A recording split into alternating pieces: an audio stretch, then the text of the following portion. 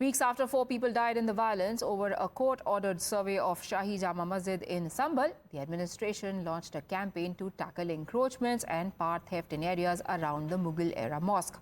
During this anti-encroachment drive, authorities stumbled upon a temple that had been kept locked since 1978. This is the Bhasma Shankar temple, which houses Lord Hanuman's ancient idol, a Shivling, a Nandi idol and a Ganesh Murti. This morning, after 46 years, temple bells rang in this temple and a morning aarti was also performed. Devotees from Mathura also offered a laddu prasad at the temple as a mark of their faith. During the anti-encroachment drive, authorities also came across a well which was covered by a platform. This ancient Hindu temple had been locked since the deadly 1978 riots that left more than 17 people dead and over 30 injured. The 1978 riots also led to curfew in the area for months. But before we get you more about the history of Sambhal's ancient temple, take a look at this report filed by Abhishek Raj when the prayers were being offered today.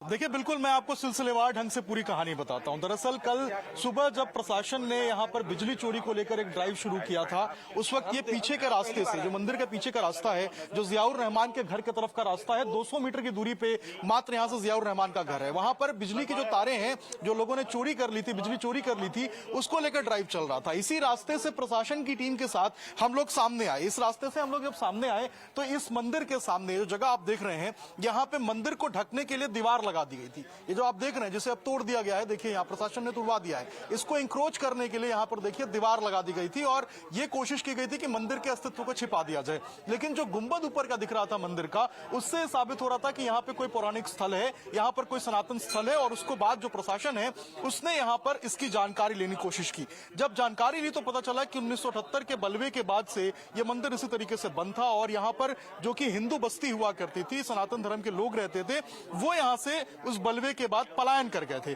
अब देखिए किस तरीके से इस मंदिर की अस्मिता को छिपाने की कोशिश की गई। ये आप पीछे अगर देखेंगे तो ये पीछे कुआं है, जिसे बाद में प्रशासन ने कल खुदवाया है। इसी कुएं के ऊपर लोगों ने रैंप बना दिया था। ये जो देख रहे हैं आप, यहाँ बकायदा रैंप बना दिया गया था गाड़ियों के चढ़ने के लिए और कोशिश की गई थी कि इस कुएं के अस्तित्व को मिटा दिया जाए। लेकिन जब स्थानीय लोगों से हमने बात की, जब स्थानीय लोगों ने प्रशासन से अनुरोध किया कि एक बार आप यहाँ पे खुदाई करवाइए, यहाँ आपको कुआं मिलेगा, तो प्रशासन ने यहाँ पे कार्रवाई कराई, खुदाई करवाई और फिर यहाँ पे कुआं मिला। आप देखिए कितना गहरा कुआं है, लेकिन इसको फिर भी ढक दिया गया है, इसको फिर भी देखिए मिट्टी से भर दिया गया है। लेकिन प्रशासन कह रहा है कि अभी इसको वापस से उस तरीके से इसके वापस अस्तित्व में लेके आएंगे।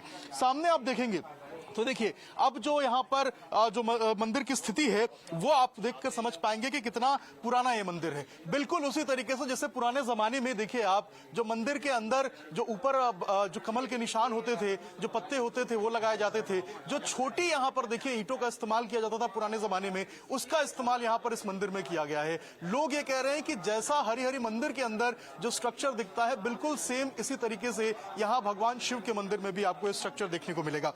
एक बार कोशिश करेंगे कि आपको अंदर लेके चले और मंदिर के अंदर का जो दृश्य है वो आपको दिखाए कि आखिर मंदिर अंदर से कैसा था और किस हालात में था। अंदर अगर आप आएंगे तो देखिए आपको यहाँ पे जो खुद यहाँ पर जो लोग हैं, ये देखिए यहाँ पर हनुमान चालीसा का पाठ करते हुए नजर आएंगे।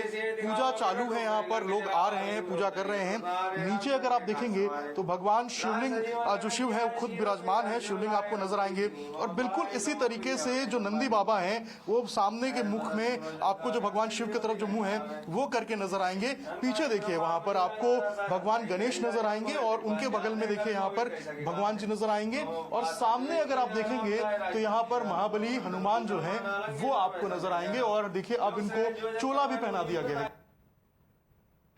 Additional SP Sirish Chandra has said that some people in the area had encroached upon the temple by constructing houses there. DM Vandana Mishra also described how state government officials found the temple during the anti-encroachment drive. सुबह जब हम लोग विद्युत चोरी के विरुद्ध अभियान चला रहे थे तो उसी समय जब यहाँ पहुंचे तो ये मंदिर दिखाई दिया था। इसके बारे में लोगों ने बताया, यहाँ के स्थानीय लोगों ने जो कुछ हिंदू थे उन्होंने बताया कि सन 1978 से बंद था। हाँ, अभी जब डीएम सर आए हैं तो इसको खुलवाया गया, अब इसकी साफ सफाई कराई जा रही है। अब क्लीन कराएंगे यहाँ पे। फिलहाल टेम्पल जितने लोग थे वो क्या बताए थे, किन रीजन से बंद हुआ, क्या करना पड़ा, कुछ बातचीत? वो बता रहे थे कि तात्कालिक ऐसा माहौल था कि इसको बंद करके हमें जाना पड़ा 1978 में। तो आप फिलहाल खोल दिया गया है, अभी खोला गया और कुछ एनक्रोचमेंट भी यहाँ पे बता रहे हैं कि हाँ, एनक्रोचमेंट भी है, उसको भी हटाने का हम लोग प्रयास करेंगे, उसको भी हटाया जाए। The discovery of this ancient temple 46 years after it was shut has led to a conversation about Sambhal's deadly and violent past. Uttar Pradesh Chief Minister Yogi Adityanath has even called the 1978 Sambhal episode a massacre, a narsanghar. He asked, what was the fault of those innocent people who were killed in the most brutal manner in 1978 riots? As per parliamentary archival records, the Minister of State for Home back in 1978, while replying in the upper house of the parliament, had said that Uttar Pradesh witnessed a series of communal disturbances in Sambhal on 29th of March 1978. The disturbances apparently rose out of some members of the Muslim community objecting to holy titles conferred by the Students' Union of a local college on two Muslim girls.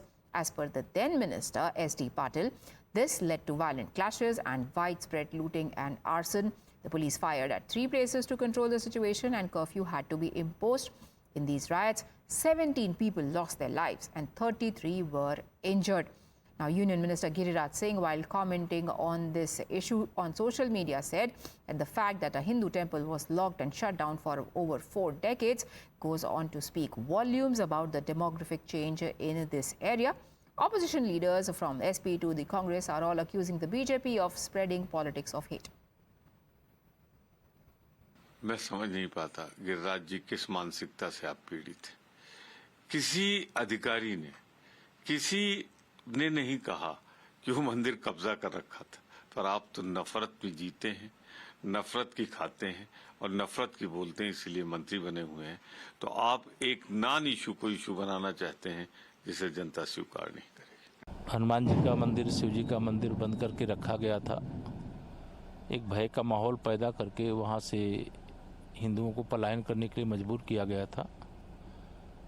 वह खुलने के बाद जहाँ लोगों में खुशी है और विश्वास है, वहीं दूसरी ओर ऐसा लगता है कि इस प्रकार से कहीं पर भी कोई घेर करके, बंद करके, भय दिखा करके उत्तर प्रदेश में मंदिर हो या कोई अन्य धार्मिक स्थल हो, सार्वजनिक स्थल हो, किसी को कब्जा करके, छिपा करके और लोगों को वहाँ जाने से रोक करके कुछ किया है, तो उसको पता करके, ये कोई विवाद का विषय नहीं है, लेकिन जहाँ भगवान है उनका भोग लगता है, जो सार्वजनिक स्थल है उसका सार्वजनिक रूप से उपयोग होता है। अब भय के बल पर, धमकी के बल पर डरा करके जो कब्जे किए गए थे या जो वहाँ से रहने वाले हिंदुओं को या अन्य धर्मावलंबियों को पलायन करने के लिए मजबूर किया गया था, अब वो समय समाप्त।